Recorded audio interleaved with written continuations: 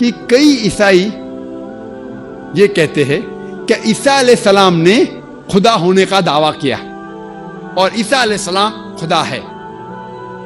मैं क्योंकि तालिब इल्म हूं इस्लाम और दिगर मज़हब के, मैंने बाइबल भी पढ़ी है और मैं आपसे ये कहना चाहता हूं कि अगर आप बाइबल पढ़ेंगे, बाइबल में एक भी वर्स नहीं है, there is not a single unambiguous statement in the complete Bible where Jesus Christ, peace be upon him, himself says that I am God, or where he says worship me. एक भी unambiguous साफ जाहिर verse नहीं है जिसमें ईसा अलैहिस्सलाम खुद कहते हैं कि मैं खुदा हूं या कहते हैं कि मेरी इबादत करो। कहीं भी बाइबल में उन्होंने खुदा होने का दावा नहीं किया। मैंने डेविड से कहा, डेविड मैं मान लेता हूँ कि नए नियम में भरोसा किया जा सकता है, लेकिन उसमें यीशु ने कोई दावा नहीं किया कि मैं खुदा हूँ। इस बात को याद रखिएगा कि ये मुसलमानों के लिए सबसे बड़ा बिंदु है, क्योंकि जैसे मैंने पहले बताया कि मुसलमान मानते हैं कि यीशु मसीहा था, मुसलमान मानते हैं कि यीशु बहुत मोजज़े करता था, कुछ तो ये भी मानते हैं कि वो सिनलेस प्रॉफिट था, उसने कभी पाप नहीं किया पृथ्वी पे। लेकिन जैसे ही आप कहते हो कि यीशु खुदा था, एक मुसलमान की नज़र में आप एक सबसे बड़ा गुनाह कर देते हो जिसे ब्लेस्फेमी कहते हैं।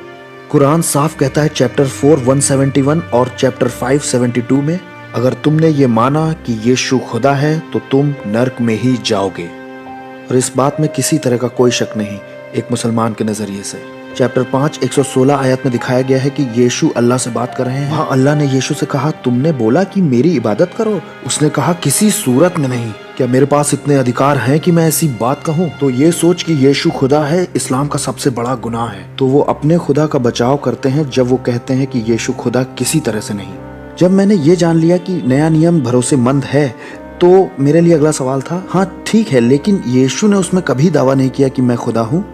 लेकिन अब मैं और ज्यादा गहराई से पढ़ाई करने लग गया था और चीजों को समझने लग गया था। और डेविड ने मुझे जॉन की पत्री दी, कहा ये लो इसे पढ़ो। और जब मैं यूहन्ना की अंजील पढ़ रहा था तो मैंने पहले पन्ने की पहली आयत यीशु खुदा है पढ़ा। मुझे ज्यादा पढ़ना भी नहीं पड़ा। इब्तदा में कलाम था, कलाम खुदा के साथ था और कलाम ही खुदा था। और कलाम था क्या? 14वीं आयत, कलाम गोश्त बना और हमारे साथ रहा और हमने उसका जलाल देखा। मैं इन सब तरह की आयतों को देख रहा था और इनसे बचने की भी कोशिश कर रहा था, क्योंकि बचपन से ही मुझे बताया गया था कि यीशु खुदा नहीं हो सकता। और अब तो मैं मान रहा था कि नया नियम सही है, तो ऐसा कैसे कह सकता है ये। और मैंने इसे ऐसे डिफेंड किया कि यीशु नहीं कह रहे कि मैं खुदा हूँ, ये तो लेखक जॉन कह रहा है।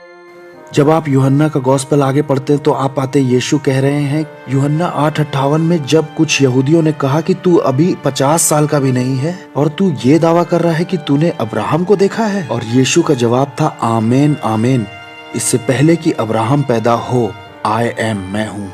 अगर आप मुसलमान हो तो आपको ये टर्म आई एम मैं हूँ के बारे में कुछ नहीं मालूम, और तब आपको कोई एक्सोडस 3:14 बताए जहां पर खुदा ने मूसा से कहा है कि उसका नाम अनहू है, मैं हूँ आई एम, तब आपकी समझ खुलेगी कि यीशु क्या कह रहा है अपने बारे में। यहाँ कोई कहता है कि तू 50 का भी नहीं और तूने अब्राहम को देखा है। यीशु कहता है मैं इटरनली एग्जिस्ट करता हूँ, अब्राहम के पैदा होने से भी पहले। हाँ, वो मूसा के खुदा का नाम ले रहा था। ये तो उसने बिल्कुल साफ कर दिया। यहाँ कोई मुसलमान अगर मुझे सुन रहा है और वो ये कहे कि मुझे इतना कन्विंसिंग अभी भी नहीं लग रहा है, तो जॉन 20:28 में देखो, जब किसी ने यीशु से कहा कि तू खुदा है, यीशु का रिस्पांस फाइनली समझ गए, थोड़ा समय लगा। फिर मेरा ये रिस्पांस था कि छोड़ो यूहन्ना की अंजील को, क्योंकि ये तो बहुत बाद में लिखा गया, इस पे भरोसा नहीं किया जा सकता। मैं पहली अंजील में देखूंगा जो सबसे पहले लिखी गई, उसमें क्या यीशु ने यह दावा किया कि मैं खुदा हूँ। सारी बातें समझाने का समय तो अभी नहीं है मेरे पास, लेकिन मैं आपको ये बताता हूँ कि मरकुस की अंजील जो पहला गॉस्पेल लिखा गया था उसमें एक कॉम्बिनेशन है 1462 में, और सिर्फ इसी एक आयत में ही यीशु ने पुराने नियम के 2 नहीं 3 रेफरेंसेस दिए हैं जहां उसने कहा मैं मूसा का खुदा हूँ, दानियल का खुदा हूँ और दाऊद का खुदा हूँ। और ये उसने इतना साफ तौर पे कहा कि हाई प्रीस्ट जो था उसने अपने कपड़े तक फाड़ दिए और कहा तुमने ये ईश निंदा सुनी, अब हमें क्या करना चाहिए। और यही तो वो कारण था कि उन्होंने फैसला किया कि उसे क्रूस पे चढ़ाना चाहिए। और वो ऐसा कर भी सकते थे, लेकिन तब जब वो खुदा नहीं होता तब। तो यीशु ने ये दावा किया था कि मैं खुदा हूँ। अब सोचिए कि मेरे दिमाग में क्या चल रहा होगा। मैं एज अ मुस्लिम इस कंक्लूजन पे पहुंच गया कि नया नियम सही है, और इस न्यू टेस्टमेंट में यीशु दावा भी कर रहा है कि मैं खुदा हूँ। और ये बात ये बताती है कि आज तक मैंने जो कुछ भी इस्लाम के बारे में सीखा वो सब झूठ था। हमें तो यीशु का आदर करना चाहिए, और यहाँ मेरे पास प्रमाण है कि वो खुदा है। मैं क्या करूँ? एक तरफ इस उथल पुथल से मैं परेशान होता जा रहा था और दूसरी तरफ मैं डेविड से आर्ग्यूमेंट्स करता ही जा रहा था, और मैं ये भी महसूस कर पा रहा था कि इस खोज से मेरे जिंदगी का हर पहलू बदल जाएगा। तो इस बीच में मैंने दुआ करना बहुत ज्यादा शुरू कर दिया, और इसी बीच में मैं डेविड के पास जाता हूँ और कहता हूँ कि डेविड, मुझे कोई सॉलिड केस चाहिए, एक ठोस सबूत चाहिए इस बात का, जो कि एकदम सही रीजनिंग हो कि क्रिश्चियनिटी सच्ची है। क्रिश्चियंस तो बहुत सारी बातें मानते हैं, बहुत सारे डिनोमिनेशंस भी हैं, कोई ये मानता है, कोई वो मानता है, लेकिन वो कौन सी बात है जो क्रिश्चियनिटी के अंदर सच है ये बताती है। और वो बात मुझे मिली रोमियो की पत्री चैप्टर 10 9वीं आयत में। पौलुस ने कहा, यदि तू अपने मुंह से यीशु को प्रभु जानकर अंगीकार करे और अपने मन से विश्वास करे कि परमेश्वर ने उसे मुर्दों में से जिलाया, तो तू निश्चय उद्धार पाएगा। यहाँ पर क्विज भी खेल सकते हैं हम लोग। मुंह से अंगीकार कर कि यीशु प्रभु है और खुदा ने उसे मरे हुओं में से, तो तू उद्धार पाएगा। पहला उसका खुदा होना जरूरी है, दूसरा उसका क्रूस पर मरना जरूरी है, तीसरा उसका जिंदा होना जरूरी है, जिससे क्रिश्चियनिटी सच्ची हो जाएगी। वैसे ये बड़ा रोचक केस था। जब मैं इन सब बातों से जूझ रहा था, उस वक्त मैं एक मेडिकल स्टूडेंट था जो कि 4थे साल में था। मेरा बहुत सारा समय वहां जाता था साइकाइट्रिक वार्ड में, मतलब मैं वहां काम करता था।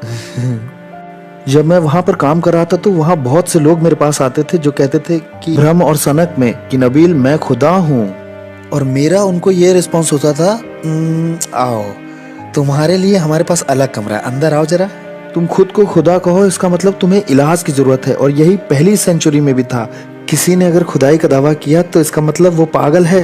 लेकिन अगर वो आदमी ये कहता है कि रुको, इंतजार करो और ध्यान देना कि मैं मार दिया जाऊंगा और मैं मरे हुओं में से 3 दिन बाद जिंदा हो जाऊंगा, और ये मेरा सबूत होगा तुमको कि मैं खुदा हूँ, और ये अगर बात है तो यही बात सबसे ज्यादा ध्यान देने वाली और देखने वाली है।